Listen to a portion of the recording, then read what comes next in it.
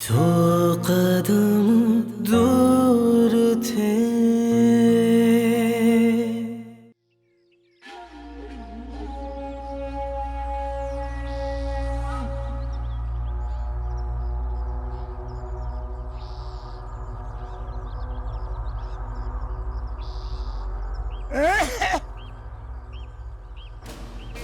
लड़के, चल, तेरे को सिद्दीकी ने बुलवाया है।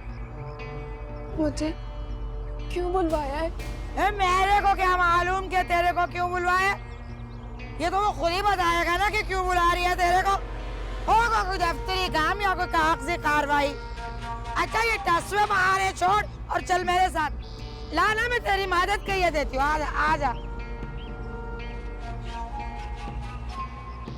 ऐसे ऐसे ला ला ला ला ला ला ला ला ला ला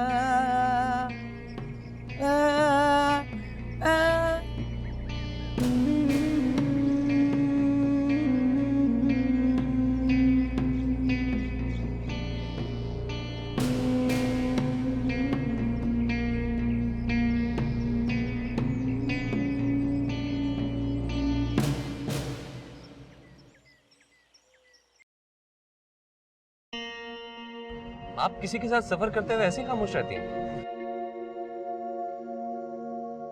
आप बात कीजिए, मैं जरूर सुनूंगी। मैं तो बात करता हूँ और करता ही रहूंगा। लेकिन देखें, अगर आपको मेरी कोई बात बुरी लगे तो 4-6 सैंडल मार लीजिएगा, लेकिन प्लीज बेहोश ना होइएगा। आप प्लीज ये हंसाने वाली बातें ना करें। जिंदगी ने मेरे मुकद्दर में ये तोहफा बहुत कम रखा है। ये ना हो कि आपके साथ इस पूंजी पर लुटा बैठो, आपकी सारी जिंदगी हंसने को तरसती रहो। ऐसे ये लड़कियां बैक वक्त हंसने और रोने की एक्टिंग कैसे कर लेती हैं? आपकी जिंदगी में कितनी लड़कियां हैं? हाँ? मेरी जिंदगी में लड़कियां मेरी जिंदगी में लड़कियां क्यों आएंगी? नहीं, मतलब लड़कियां ही आएंगी, लेकिन वो सब कजिन्स और बहनें वगैरह हैं तो सब फर्स्ट क्लास एक्टिंग करती हैं। एनीवे, वो मैंने आपको जॉब ऑफर की थी, उसके बारे में क्या सोचा आपने? मैंने आपको कहा था 2-4 दिन में सोच के बताऊंगी। लेकिन मैं आपको बता दूं कि मैं ना बिल्कुल नहीं सुना। इसका मतलब आप अपनी मनमानी भी करते हैं। चलें, शुक्र है आपने इतना तो माना कि मैं अपनी मनमानी करता हूँ। तो फिर ये भी सुन लें, अगर आप ना मानी तो मैं आपको जबरदस्ती दारुल मान से उठाकर अपने घर ले जाऊंगा। सोच लीजिए, काफी वजनी हूँ मैं। खैर, इतनी भी नहीं है। उस दिन आपको उठाकर एक कमरे से दूसरे कमरे में ले जाने का एक्सपीरियंस हो चुका है मुझे। हाँ, तुम्हें कितने लोग मिले जिन्होंने तुम्हारी तरफ गलत नजर से देखा, लेकिन सोप ने तुम्हारी तन्हाई का, तुम्हारी बेहोशी का या तुम्हारी लड़की होने का कभी फायदा नहीं उठाया। मतलब इसे वाकई तुमसे मोहब्बत है। बस यहीं पे रोक दीजिए प्लीज। लेकिन दारुल मान तो भी आगे है। इतना आगे नहीं है, मैं पैदल चली जाऊंगी। बस यहीं रोक दे। लेकिन गाड़ी के होते हुए आप पैदल क्यों जाएंगे? क्योंकि मैं नहीं चाहती कोई मुझे गैर मर्द के साथ देखे, मेरे बारे में कोई गलत राय करे। एक मिनट, मैंने आपको प्रपोज किया, आपसे इजहार मोहब्बत की, और इस सब के बाद भी आप मुझे गैर कह के हर्ट क्यों कर रही हैं?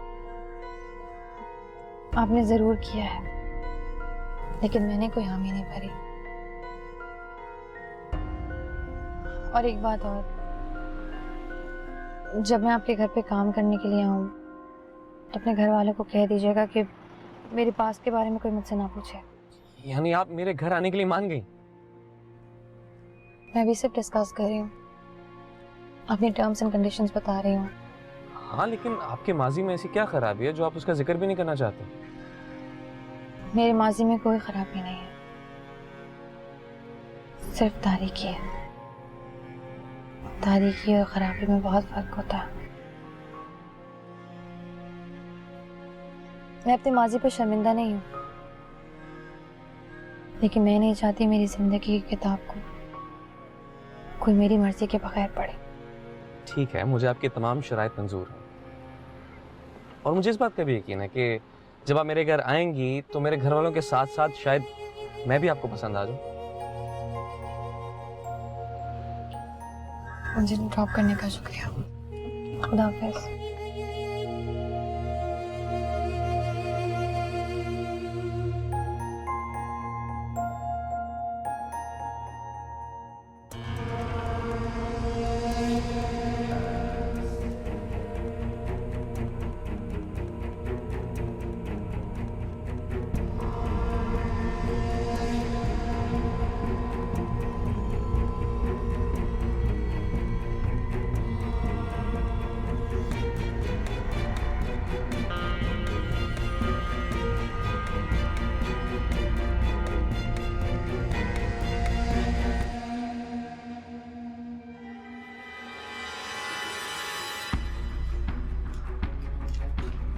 अरे सदफ, सदफ कहाँ लेके जा रहे तुम्हें?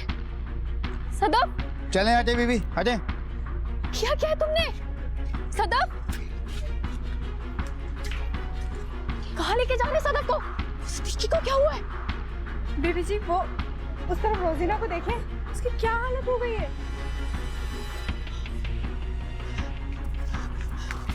रोजीना, क्या हुआ है? क्या हुआ इसको?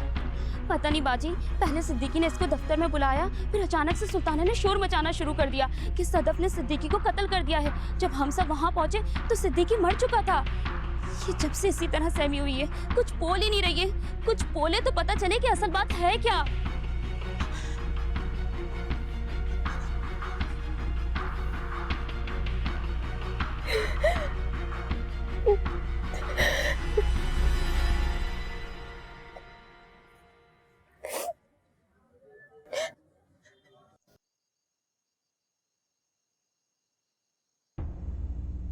अब बताओ रोजीना, दिन में क्या हुआ था?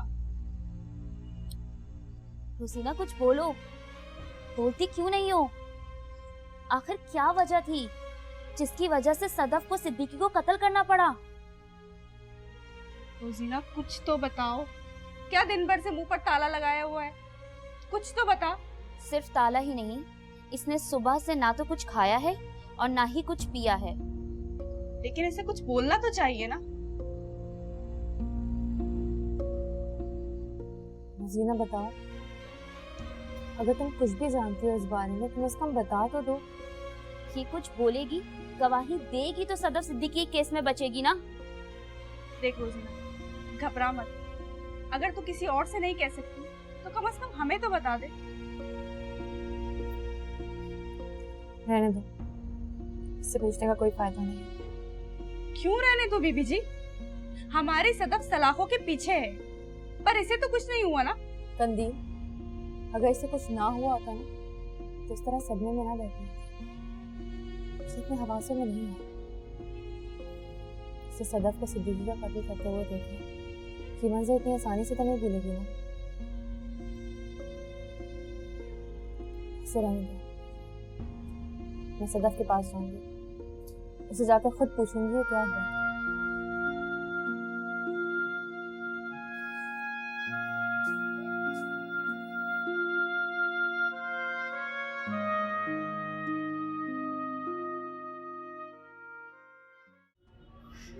तुम ही तो हो जिस पे मुझे भरोसा है। मेरी दुनिया में तुम्हारे अलावा है ही कौन? मुझे पता था कि तुम आओगी। क्या कर लिया तुमने? पहले ही तुम्हारी जिंदगी का आसान थी, तो तुमने अपनी जिंदगी यहाँ मुंतखब कर ली। वो सिद्दीकी उस रोजीना के ऊपर जानवरों की तरह टूट पड़ा था। मर्द तो होते ही जानवर है, लेकिन बीबी कभी कभी जानवर भी तो नरम पड़ जाते होंगे ना। कभी तो उनका दिल भी पिघलता होगा ना। करो सिद्दीकी को जरा रहम भी आया उस पे जारी के तो अभी तक जख्म भी नहीं भरे थे, और सिद्दीकी ने उसी को निशाना बना लिया। रोजीना की चीखों की आवाजों से मैं दफ्तर के अंदर गई तो वहां मैंने देखा उसके हाथों से, उसके पैरों से खून बह रहा था। कि उस निकी को जरा सा भी रहम नहीं आया उस पे, जरा सा भी रहम नहीं आया उस पे। मुझे इतना गुस्सा आया कि मेरे सामने एक शीशे की बोतल पड़ी थी, उसको तोड़ा, वो कांच का हिस्सा उसके पेट में घुसाती रही जब तक कि वो मर नहीं गया, उसको।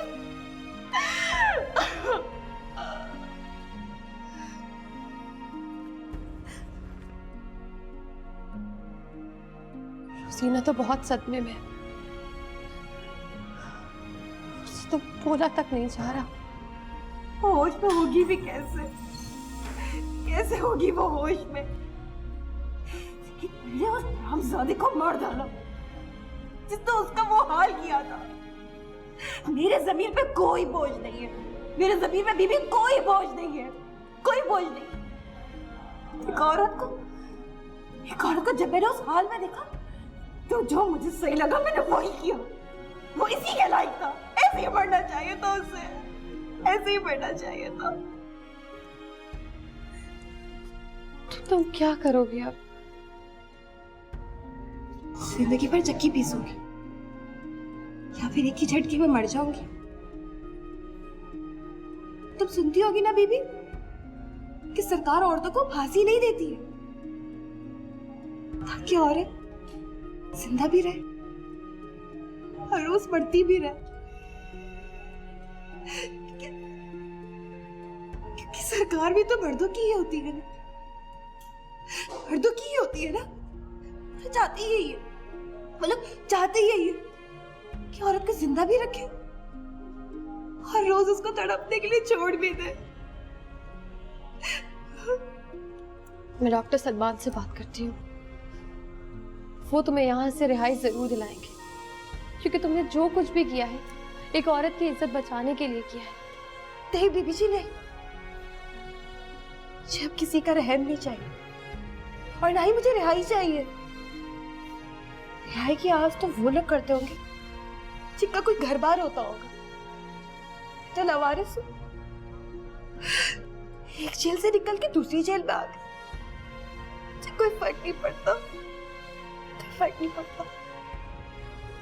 हिम्मत मत हारो सदफ, इंसान चाहे तो अपना मुकद्दर बदल सकता है। खुदा के लिए बीबी जी, मेरे सामने तकदीर और मुकद्दर की बातें तो बिल्कुल मत करना। क्या ये भी मेरी तकदीर में था कि मेरी माँ उस मुर्शिद से तावीज लेके आएगी तो मैं पैदा होंगी? और क्या ये भी मेरी तकदीर में था कि उस मुर्शिद जैसे घटिया इंसान से मेरी शादी होगी? फरहाद जैसा प्यार करने वाला शख्स मुझे इस कदर धोखा देगा? क्या ये भी मेरी तकदीर में था? और अपनी मोहब्बत को अपने हाथों से मार दूंगी, क्या ये भी मेरी तकदीर में था? दारुल अमान जैसी घटिया जिंदगी, दोज़ख, वहां पे मैं रहूंगी, क्या ये भी मेरी तकदीर में था? और अब बाकी की बची कुची जिंदगी घटिया जेल में गुजरेगी, क्या ये भी मेरी तकदीर में? खुदा के लिए बीबी उससे मत किया करो ये बातें। कौन लिखता है ये तकदीर और मुकद्दर? बताओ मुझे, कौन लिखता है?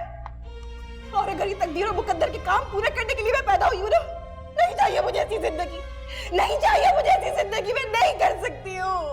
ऐसे नहीं कहते, तुम ये कह के खुद को गुनाहगार कर रही हो। नहीं बीबी जी, नहीं, ये दुनिया तो बना ही मर्दों के लिए गई है, ये दुनिया बनी ही मर्दों के लिए।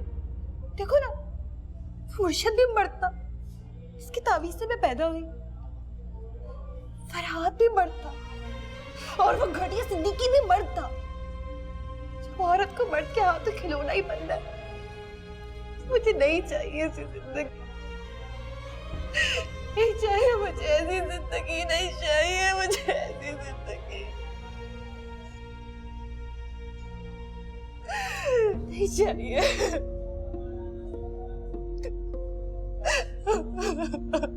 अल्लाह,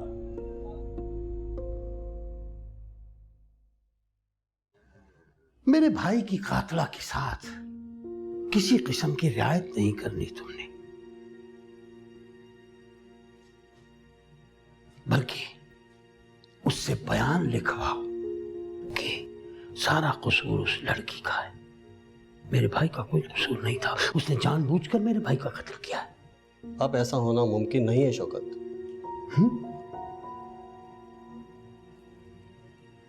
क्यों क्यों मुमकिन नहीं है? अरे यार, ये जो दारुल अमान की लड़कियां होती है ना, ये बहुत बदचलन होती हैं।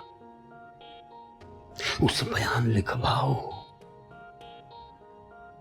कि मेरे भाई ने उसे बदचलनी करते हुए पकड़ लिया था, उल्टा उसने उसका खून कर दिया।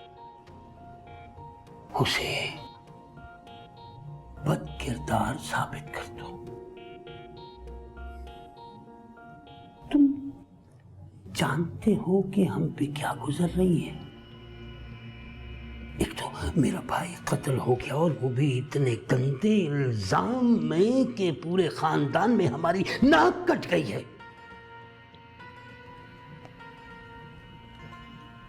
सिद्दीकी भाई के बेटे और बेटियां तो किसी को मुंह दिखाने के काबिल भी नहीं रहे।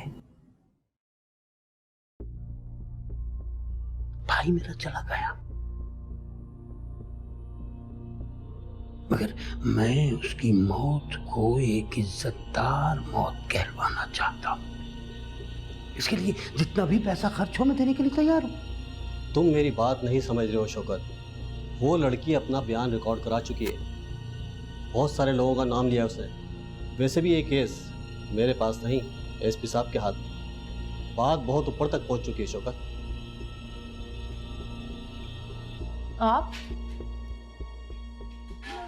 आप जरूर सिद्दीकी साहब के भाई हैं, और शायद यहाँ उनके गुनाहों पे पर्दा डालने आए हैं। एक बात याद रखिएगा, आपके भाई ने जो किया है उसकी गवाह कोई एक लड़की नहीं, बल्कि दारुल अमान की कई लड़कियां हैं। किस किस के बयान को बदलवाएंगे आप? आपके भाई को ये सब नहीं करना चाहिए था। उन्होंने अपनी जिंदगी के साथ साथ अपनी आखिरत भी बर्बाद कर दी है।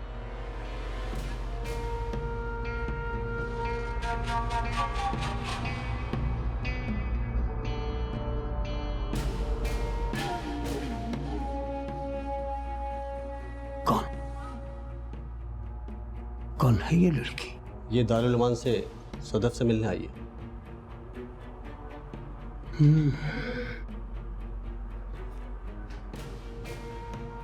सिद्दीकी भाई का कत्ल और बदनामी इन औरतों को कितनी महंगी पड़ेगी, बहुत जल्द मैं इस लड़की को बता दूंगा। मैं किसी एक को भी छोड़ूंगा नहीं, किसी एक को भी नहीं।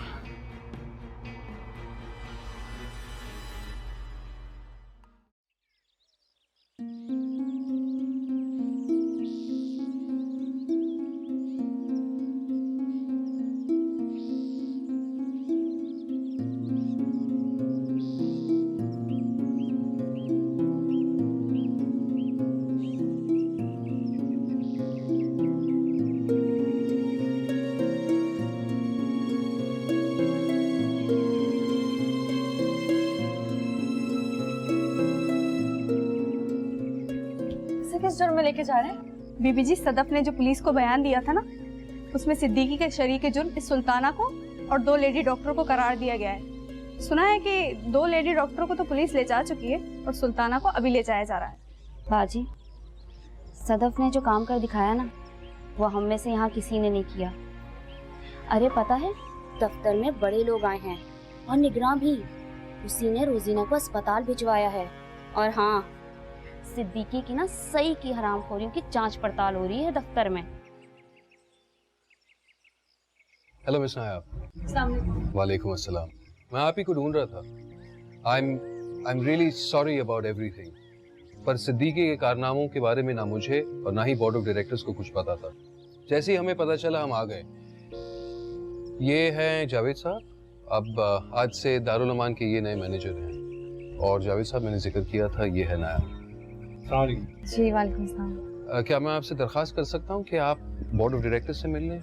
इनफैक्ट इन सारी औरतों को ले जाएं, इनकी कंप्लेंट्स जो भी हैं वो दर्ज कर सकते हैं। मैं नायाब से 2 मिनट बात करके फिर ज्वाइन करता हूँ। थैंक यू जावेद साहब।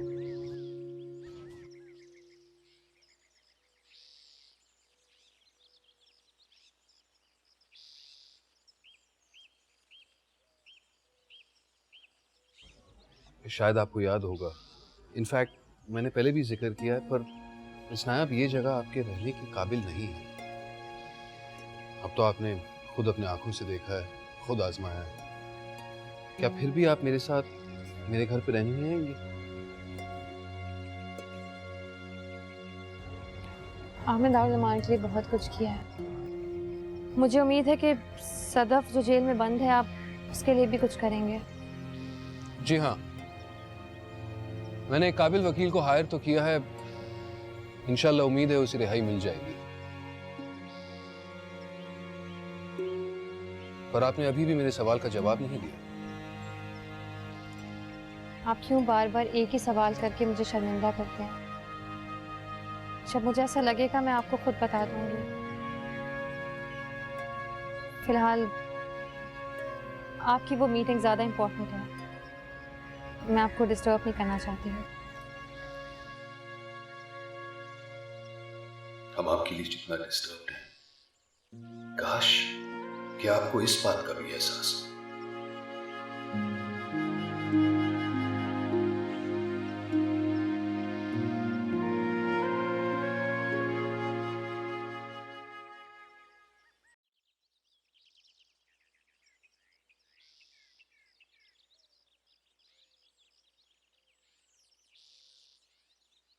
बीबी जी, वो तेरे से एक साहब मिलने आया है। सलमान साहब आए? नहीं बीबी जी, उनको तो मैं जानती हूँ, ये कोई और साहब है। कोई और कौन आ सकता है? तुम्हें गलतफहमी हुई होगी, और कोई नहीं आ सकता। गलतफहमी कैसी बीबी जी? वो अपने नए निगरान है ना जावेद साहब, उसी के साथ हैं। सिलाई कढ़ाई वाले हाल में आ चुके हैं, और वो साहब बार बार तेरा नाम ले रहा था, इसीलिए तो मैं आई हूँ। अच्छा, मैं देखती हूँ जाकर।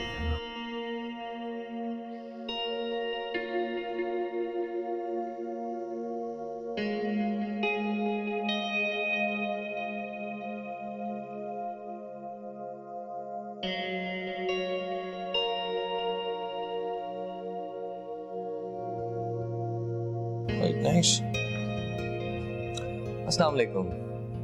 गालिबन आपने मुझे पहचान नहीं लिया होगा मिस नाया। हाँ जी, आपके सैंपल्स बिल्कुल तैयार हैं, मैं खुद ऑफिस लेकर आने वाली हूँ। अरे सैंपल्स तो मैं देख चुका हूँ और 2 दिन में ऑफिस से किसी को भेजकर मंगवा भी लूंगा। जहाँ तक कि सकीर फकीर की यादाश्त का सवाल है, आपने वादा किया था कि आप इस खाकसार के बारे में अपनी राय का इजहार करेंगे। मैंने तो ऐसी कोई बात नहीं की। खुदा मैं सही कह रहा हूँ, आपके यही ख्यालात थे जब हमारी आखिरी मुलाकात हुई, वरना मैं इतने लोगों के सामने ऐसी बात क्यों कहूँगा? आपको जरूर कोई गलतफहमी हुई है, बिला वजह मिसअंडरस्टैंडिंग पैदा ना करें। आपको अंदाजा भी है कि मेरी मामा को आपकी देखभाल की कितनी जरूरत है।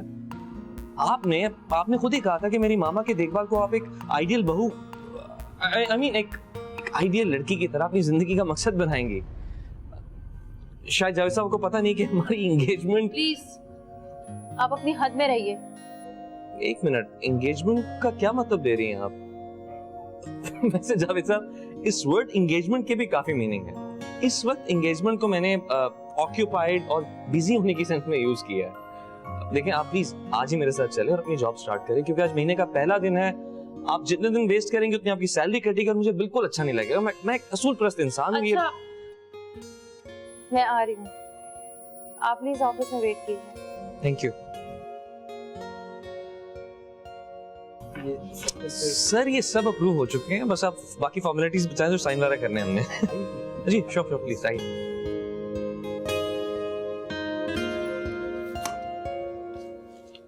जा रही है बीबी? जाना तो पड़ेगा ना, देखो जिंदगी किस रास्ते लेकर जाती है। मेरी दुआ है कि तुम्हें तुम्हारा शौहर सुहाबुद्दीन मिल जाए। मेरा शौहर? तुम लोगों को मेरे शौहर के बारे में कैसे पता? मैंने तो कभी किसी को नहीं बताया। तूने जब सदफ को अपनी कहानी बताई थी ना, उस रात उसने हम सबको तेरी कहानी बताई। वो तेरे लिए बहुत रो रही थी बीबी। सदफ तो खुद वो मोती है जिसकी जितनी कदर की जाए कम है। जानते हो, सदफ के जाने के बाद के दारुल अमान तो जैसे मुझे काटने को दौड़ता है। जिंदगी इतनी खौफनाक, इतनी खाली हो गई है कि मैं एक नए रास्ते पर कदम बढ़ाने के लिए मजबूर हो गई। अब तो मेरी जिंदगी का सिर्फ एक ही मकसद है, ज़ुहाबुद्दीन को ढूंढूं, पूछूं उससे ये दाग याद है भी या नहीं। तुम किसी अजनबी के साथ जा रही हो। मैं बस अपने अल्लाह से यही दुआ करती हूँ कि अल्लाह पाक तुम्हें हर बला से महफूज रखे। मैं ख्याल रखूंगी अपना। मिस नाया, मैंने इस पेपर पे मिस्टर ज़ूब से लिखवा लिया है कि अब आप उनकी जिम्मेदारी है। कल को कोई ऊंच नीच होती है तो उसके जवाबदेह भी वही होंगे। इस फाइल में उनका एड्रेस, NIC की फोटोकॉपी और उनके सिग्नेचर मौजूद है। आप भी प्लीज इस पे साइन कर दीजिए।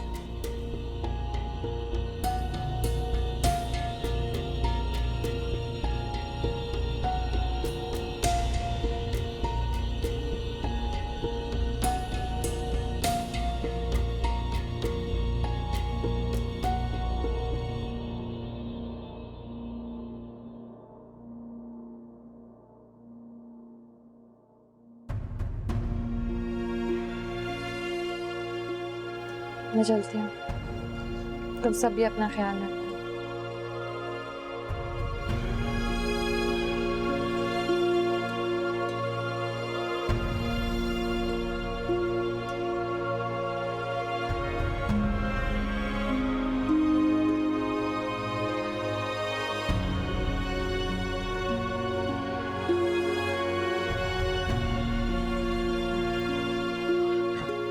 ये आप अंदर सबके सामने किस तरह की बातें कर रहे थे?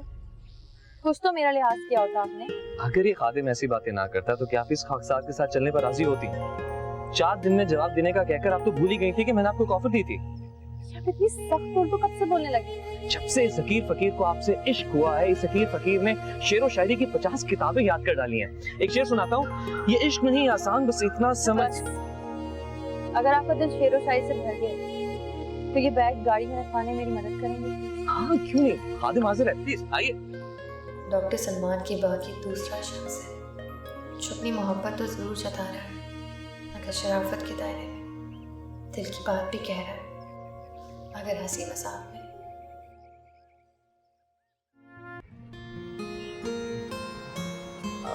आप तो कोई बात करेंगी नहीं तो मुझे न्यूज़पेपर ही पढ़ के सुना दे, मैं इसी से गुजारा कर लेता हूँ।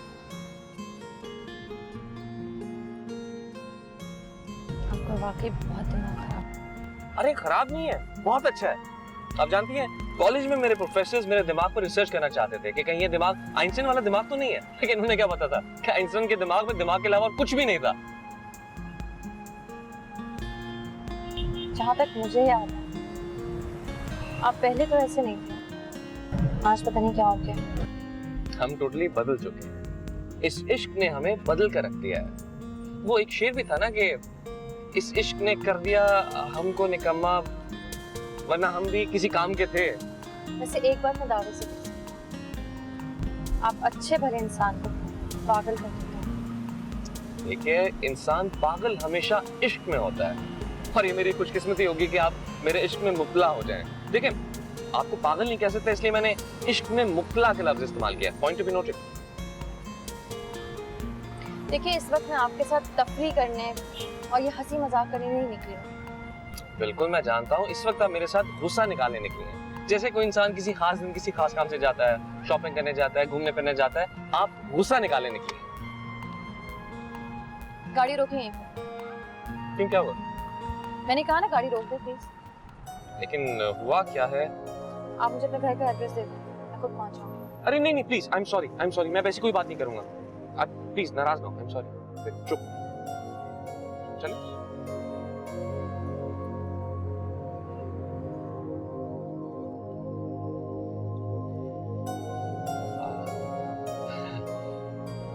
आपका रिलैक्स मूड देखकर लगता है कि आपने गुस्सा थूक दिया। वैसे ये गुस्सा भी क्या चीज है? कोई पान की पीक है या गरारे का पानी किया और थूक दिया? I'm really sorry. Sorry. आपको प्यास लग रही है तो हम कहीं रुक के जूस पी लें? अगर आपको प्यास लगी है ना तो आप जूस पी लीजिए, मेरी आड़ के देखिए। आपके होते हुए किस कमबख्त को प्यास लगेगी? एक वो शेर था, कमबख्त याद नहीं आ रहा। मैं गुलाब ही गुलाब। आप एक बात जानते हैं, आप पहले 2 दफा तो सॉरी कह लीजिए। हाँ, और अब तीसरी बार फिर सॉरी कह रहा हूँ। I am really sorry. Actually मैं ये कह रहा था कि जब आप जैसा खूबसूरत चेहरा साथ हो तो इंसान को भूख प्यास का एहसास ही नहीं होता। अरे आपने मुझे न्यूज़पेपर पढ़ के नहीं सुनाया? एक काम करें, उसके अंदर जो एड्स वाले पेजेस होते हैं ना, उसके अंदर देखें कि कोई अच्छी कॉफी शॉप या कोई अच्छा जूस कॉर्नर का कोई इश्तेहार हो, वहां से हम जूस पीते हैं या कॉफी पी लेते हैं, जैसा आपका दिल चाहे। लेकिन देखें, ये डिपेंडेंट है आपकी चॉइस के ऊपर। अगर आप जूस पीना चाहती हैं हम जूस पी सकते हैं। अगर आप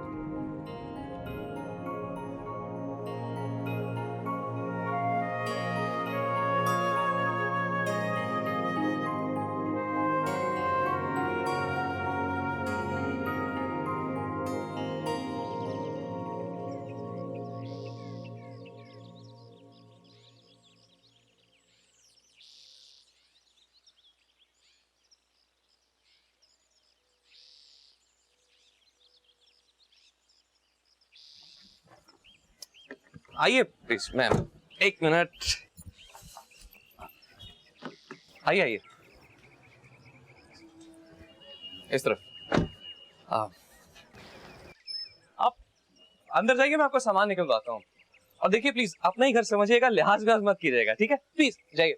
बाबा ये सामान गाड़ी में से निकलवा के अंदर भिजवा दो, ठीक है?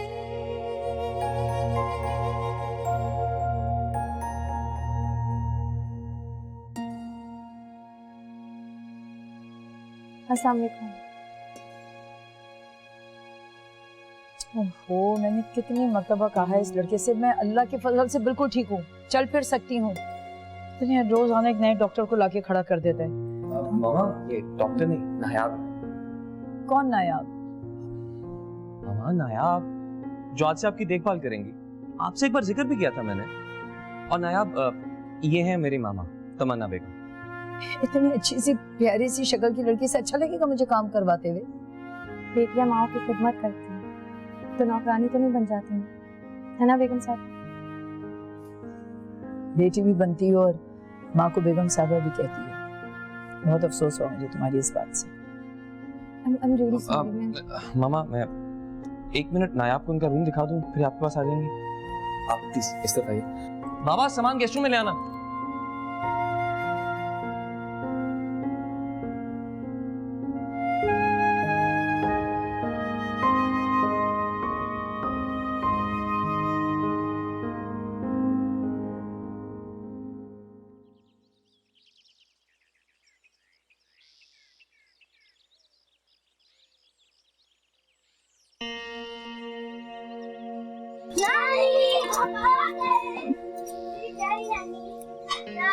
हमने आपको बहुत मिस किया और अम्मी तो आनी थी, हम जिद करके आए हैं। अच्छा किया ना तुम लोग आ गए, मैं बहुत याद कर रही थी तुम सब बच्चों को।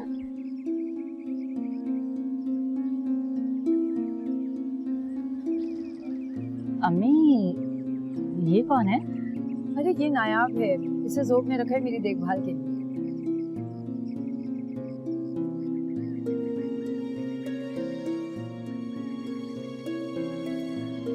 देखभाल के लिए? अगर मेरी नजरें धोखा नहीं खा रही तो ये मुझे कहीं से भी देखभाल के लिए नहीं लगती। अभी सब खैरियत तो है ना? सब खैरियत है, तुम्हारे सामने है। तुम कहना क्या चाहती हो? भाई मैं भी इसे डॉक्टर समझी थी अपना। शक्ल सूरत से इतनी प्यारी है, लगता है किसी बहुत बड़े खानदान की लड़की है। बेटा मुझे ये बताओ कि तुम ये नौकरी क्यों कर रही हो? ऐसी क्या मजबूरी है? तुम कहाँ से आई हो?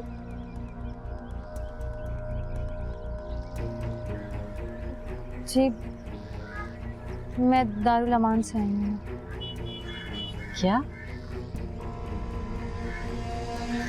दारुल अमान? दारुल अमान से आई हो? तो ऐसी क्या मजबूरी है तुम्हें? क्या जरूरत पड़ी है तुम्हें ऐसी नौकरी करने की?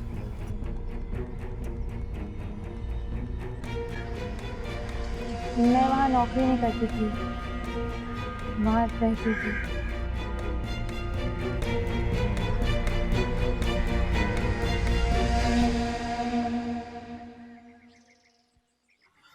अच्छा, बाकी बातें बाद में हो जाएंगी। तुम बताओ, कमरान भी नहीं है? हर दफन का आना जरूरी है। मैं आ गई काफी है, तो फिर आ जाएंगे। मैं आप लोगों के लिए जूस लेकर आती हूँ। इससे बोले काम क्या करे साथ में। काम करो, इनके लिए चाय बनाओ। तो बहनों के लिए नहीं कर सकते?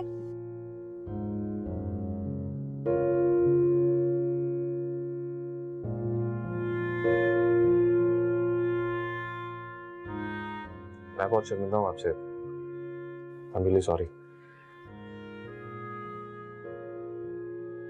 आप इस तरह सीरियस बिल्कुल अच्छे नहीं लगते।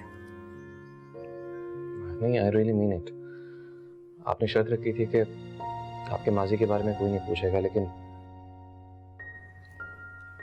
यहाँ तो मेरी फैमिली ने आपके आते ही आपकी जांच पड़ताल शुरू कर दी। मैं वाकई बहुत शर्मिंदा हूँ। मैं जानती हूँ, जब घर में कोई नया नौकर आता है तो थोड़ी बहुत मालूमात तो सभी करते हैं ना। ये आप अपने बारे में कह रही हैं? जी, अपने बारे में ही कह रही हूँ। मेरा माजी जो भी था वो था। हाल में मैं आपकी नौकरानी ही हूँ। Please stop it. I hate this type of conversation. क्यों? किसी बिजनेसमैन को बिजनेसमैन, डॉक्टर को डॉक्टर, इंजीनियर को इंजीनियर ही कहा जाता है ना, तो फिर नौकर को नौकर क्यों नहीं? इसलिए कि आप नौकर नहीं हैं। तो क्या आप मुझे घर की मालकिन बनाकर लाए हैं यहाँ? हाँ, मैं आपको इस घर की मालकिन ही बनाकर लाया।